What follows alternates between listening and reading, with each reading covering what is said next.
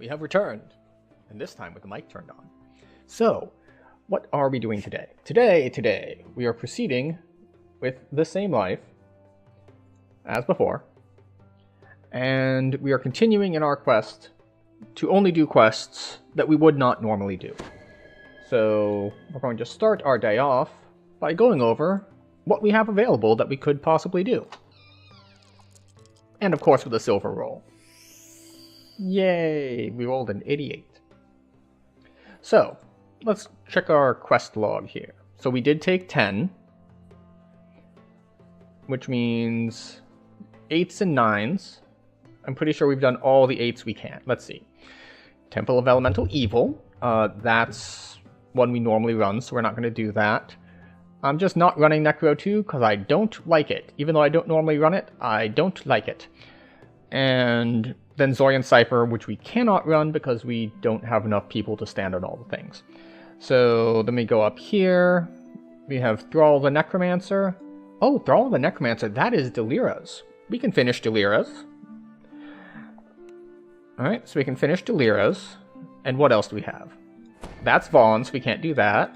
Temples, we can't do that. Spies is run a lot, so we're not doing that. The Rescue, that's Threnel, and I don't want to do Threnel. More Vaughn. More Threnel. And then what is this? Oh yeah, Last Quest in Dread. But not, I really don't want to do Faithful Departed, and that's all for 8s. So we can finish Delira's, which is nice. And then for 9s, I think we'll do White Plume Mountain, because while I've done it at cap, I almost never do it while leveling. So we're going to do Delira's, and then White Plume Mountain, and then we've got more Threnel, and I actually almost never do Red Fens as well. So that's enough to get us going here. We do Threnel, then we do White Plume Mountain, and then after that, we can head off to Red Fens. So, first things first, we're going to head to the bank and check for any level 10 gear we might want to grab. Like, there's only really one piece I'm thinking of, and that piece would be a scepter from Ravenloft. Because right now we're using the Feywild one, and the Barovian scepter is essentially the same as the Feywild one, except better in every way, because it's 5 levels higher. But we're going to check for levels, let's say, level 8 to 12 gear. Just because we don't want to come back here again until 15. So we just have to wait for the bank to load, which is always fun.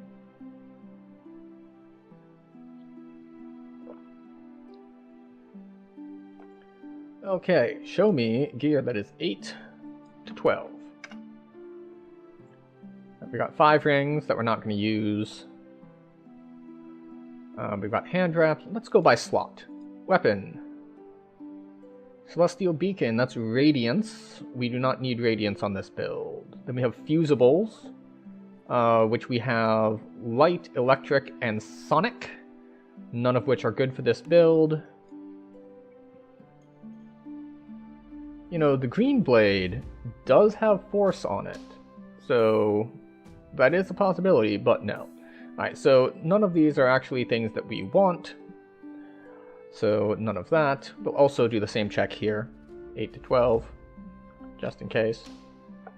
And alright, here we have Acid. So we might go with a Fusible of Corrosion at some point. Warsword Shield. This is a level 10 out of Ravenloft. Might be better than our current one, actually. So if we look at ours, we have the Small Shield, Aegis of the First Watch. We don't need to care about spell failure because we are not an arcane caster. We are a divine caster.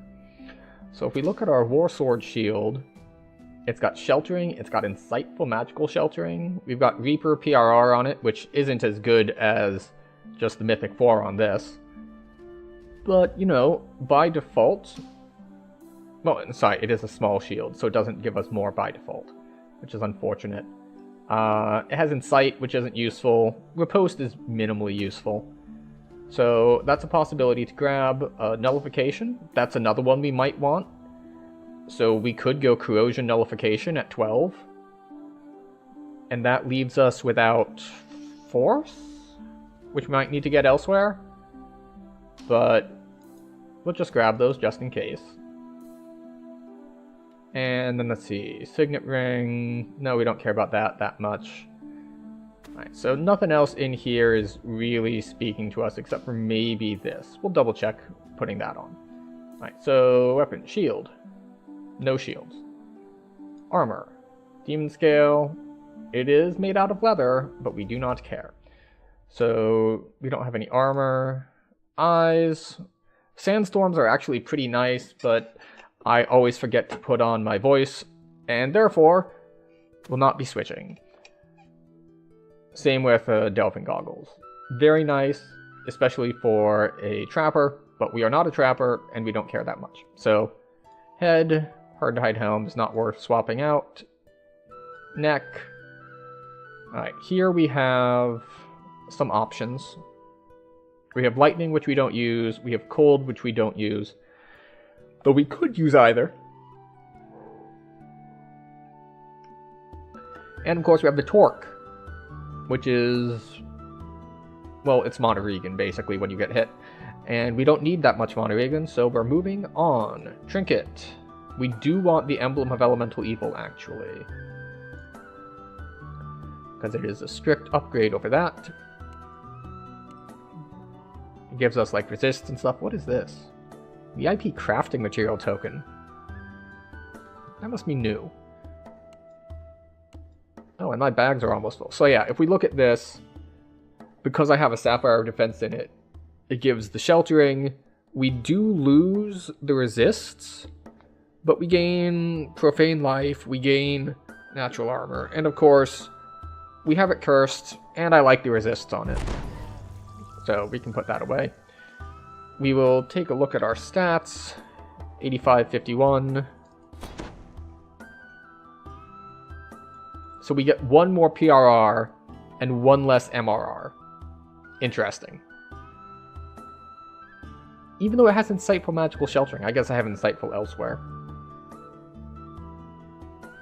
But it does give us a larger shield bonus, since this is 5 and this is 10. So if we look at it, yeah, so we get 6 armor and almost identical PRR and MRR. So we can do that. And wait, does it do saves as well? Alright, we get one more reflex save with it. Just because it's oh, and it is important that it's a small shield instead of large, because I'm pretty sure large shields turn off evasion, and we want to keep our evasion. So we've got that, so that's an improvement. We'll drop this in here. Excuse me. We'll drop this in here. We can't put these on yet because they're level 12, but moving on. Like, we could also do Dragon's Eye if we just really cared about getting 8 spell power. And it's not even 8 spell power because this also has exceptional 8 on it, so it's really not worth anything. What is Jerky again? It's all defensive stats, right? Yeah, all defensive stats. We don't really care that much about that. After Trinket, we'll look at Cloak. Cloak of the Zephyr. It's a lightning cloak. It has permablur, but we don't care. And Waist. Chain of Manacles. Pretty solid defensive belt. I have those stats elsewhere mostly. No, I actually don't have fortification on any of my gear right now. So this is a pretty solid belt that we could put on at 12. We would lose a lot of the natural armor stuff, but we have a spell for natural armor. And I already have Insightful Sheltering elsewhere. So we might put this on. And then after Waist, we have rings. Alright, we have a Charisma Diplomacy ring, which... Alright, Seal of Earth. This is Corrosion and Acid lore, which we might go with. Because we do Acid, but then at 12 we have a stick for that, so maybe not. And let's see, what else we have? We have Ring of the Silver Concord, which is Charisma, Protection, and Command and Parrying. We don't really care, we're not a Charisma caster. We have Katya's Wit, which is... It's mostly a Diplomacy swap item, so we're not going to bother carrying it. Hands. Minus fists, again, nothing we care about. Ruby encrusted, fire and radiance, not something we care about. Unless we were really trying to do everything, but we're going to keep our profane, we're going to keep our wizardry and insightful wizardry and all that. So no worries there. And feet. We will pull our golden greaves, because DR15 is amazing, even if we can't wear them for another level. And yeah, there's no reason to have any of these others on. Like, this would be a freedom of movement swap, but we don't need a freedom of movement swap because we have it on permanently from our racial tree. And let's see, is that the end? No, wrists. Ah, yes, we will pull our aquatic because we are going to hit Giant Hold at some point. Alright, there we go. We've pulled our expected gear for the next 2 levels. And we can head off to House J to finish off Delira, which we will end up running significantly under level in order to finish it out, but that's just the nature of the beast as we go here. Plus, it includes the last level 8 we will be running, so after that we will be free to take level 11 when we hit that point. So, first things first, we need to clear some bag space.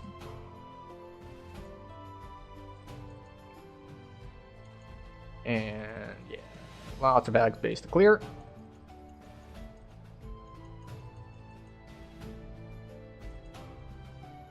It would be easier if I would actually pay attention to which of these named are actually useful and that I want to store for later, and which just need to go away, but, you know, can't remember everything. Let's see, Scroll Blast Rod, Hold Person. Yeah, all these scrolls can go. Okay. There we go. Lots of space cleared, and we are off to Delira's. Now, I already did the first 2 or 3 in Delira's earlier, but we didn't finish out because Delira's goes up in level at some point. So, we're gonna head this way. And we also did, like, Dead Girl's Spellbook when we were there, and so on and so forth. So, here, let's see. This is level 11 quest, right? Yeah, Dead Shall Rise is not one I normally do, but not one we're hitting yet, just due to level concerns.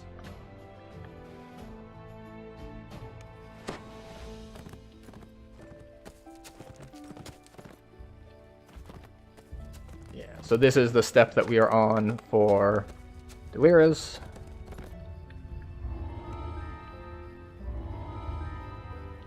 Return to Delira's tomb. Which is up here, I think, right? Yeah. Alright, we need to come up here, talk to Delira, then come back. Right, right.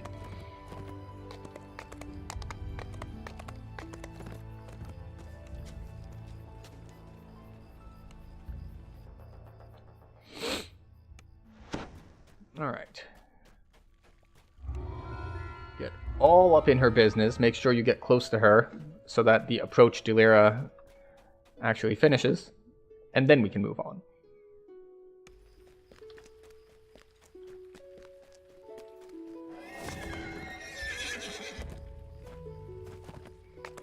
Now we can come in here. Necromancer's Lair, Reaper, Solo. Yes, duration, very long. Lots of traps in here.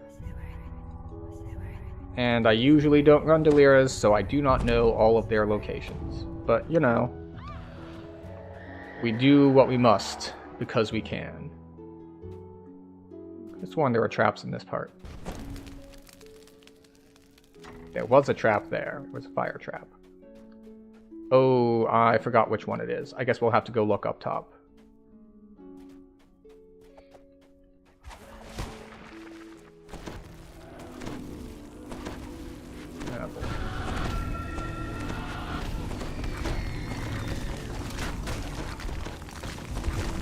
Okay, what's the one over the door? Alright, the one with the double slashes. I think it's the second one. Alright, yeah. I was suspecting that it was this one, but I couldn't remember exactly. If you pull the wrong one, it's no big deal. You just have to fight some extra guys, but if we can go without doing that, it's fine. So let's see. I think this is one where there's a trap that comes out from that pillar. Oh, there's also a cold trap there. There's a poison trap there. Like I said, lots of traps in this one.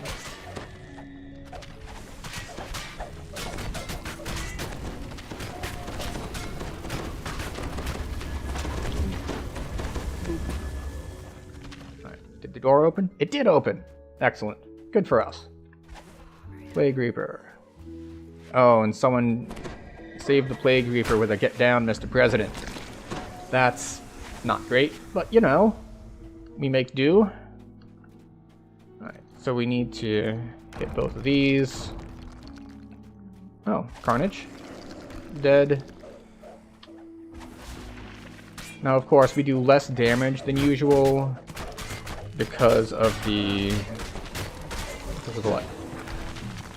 Because everything is undead, so our negative damage isn't doing anything for us. But that's not that big a deal, since we have plenty of physical and acid damage to go around. But we do not, strictly speaking, need to rely on our negative damage. It does mean that it is less interesting to try to cast Entangle, because the negative damage is Entangle's only damage. But we might still want to use it simply for the slowing and rooting effects that it can have. But I'm not too pressed to make sure to do it just because it's, well, it's not that important. I do like with this build and this class that you can get away with a lot of kiting stuff just by the fact of you leave damage zones behind. So you can keep running and not have to stop and kill things, but you can also avoid a lot of dungeon alert because you are actually killing things and not just like kiting everything the whole way through. I think it's the closest one is the correct one. Hey. Oh, right, this bit.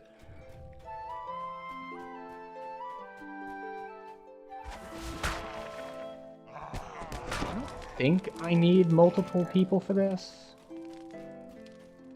Okay.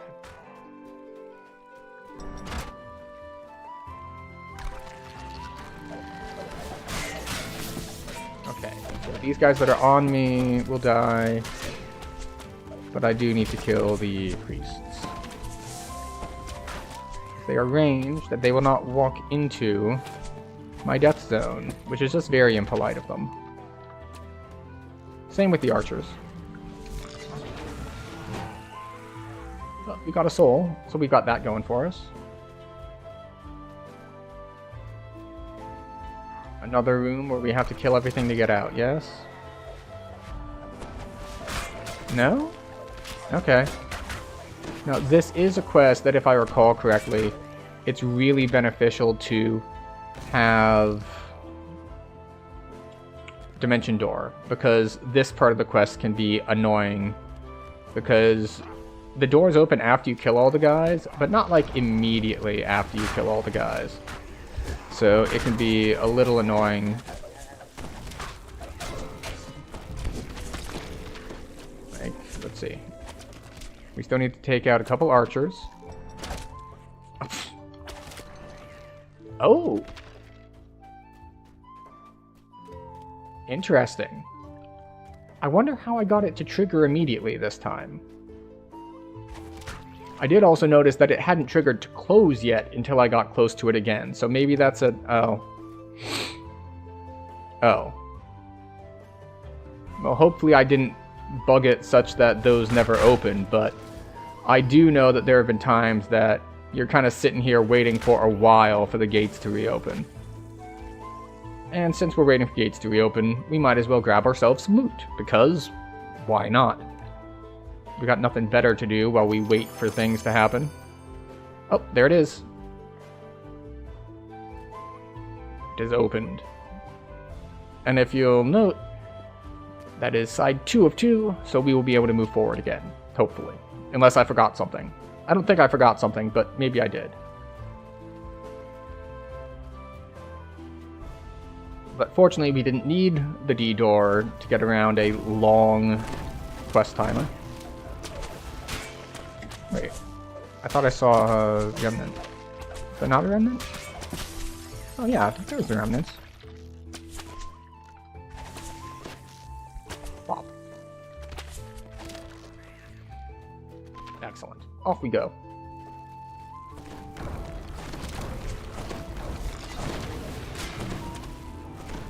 Traps here? Blade traps? Traps around the corner? Maybe? Okay.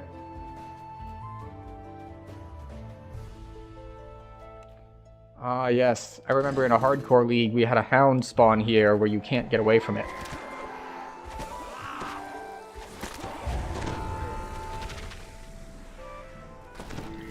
Also, this is one of the few places in the game that they're just like, haha, screw you. You don't have lockpicking, you only get one chest instead of 3. But yeah, for a very long quest, that's not that very long. I also believe it's the last level 8 we have. And we said next we'd move on to White Plume Mountain. And after White Plume Mountain, we will be going to House K and going to Red Fens. Red Fens is another one that Dimension Door would be very nice to have. So maybe we'll grab a hireling for that. I think we will. We will get an epic voice. Because I already have a normal voice, and epic is more XP.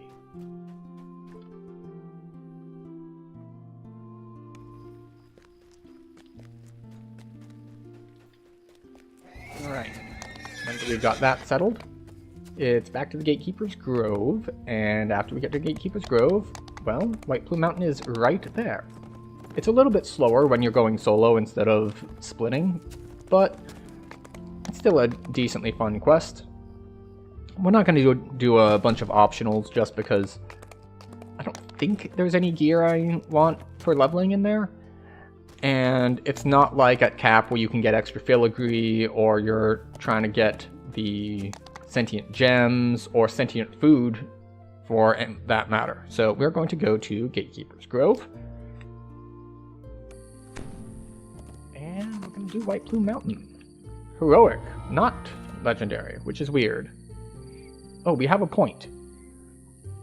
Where do we want to put our points is the thing. The thing is, I don't actually know which T5 I want. I probably want Blightcaster to start with. So I should probably keep filling this out, because we need 30 points spent in the tree to even get up here. But then again, Autumn Winds is nice. And we can just respec this when we need it.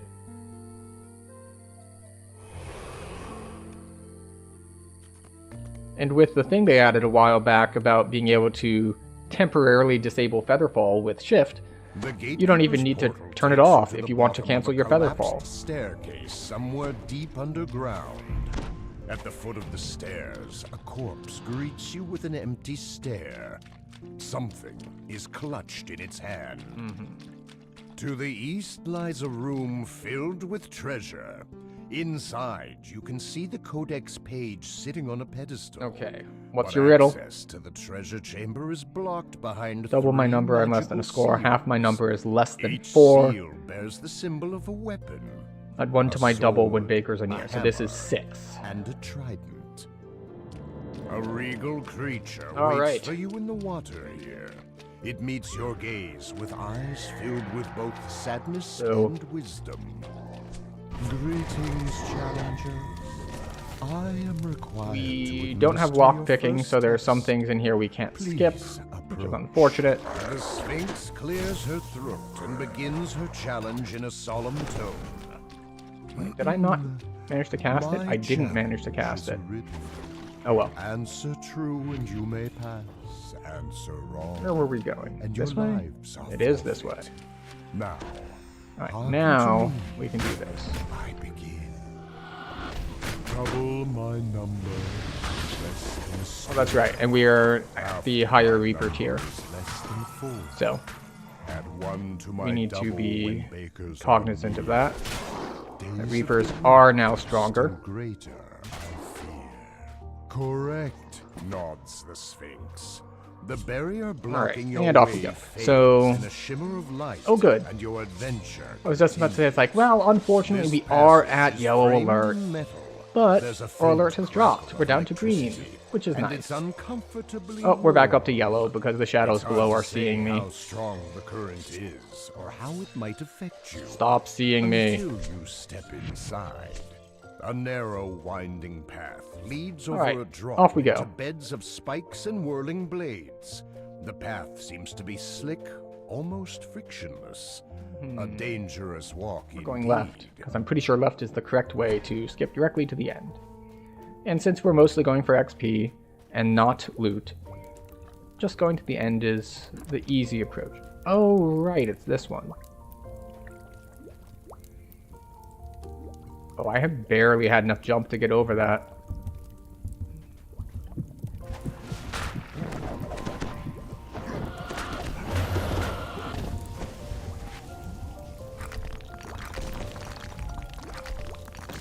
A shrill sound pierces the rooms you pull the lever.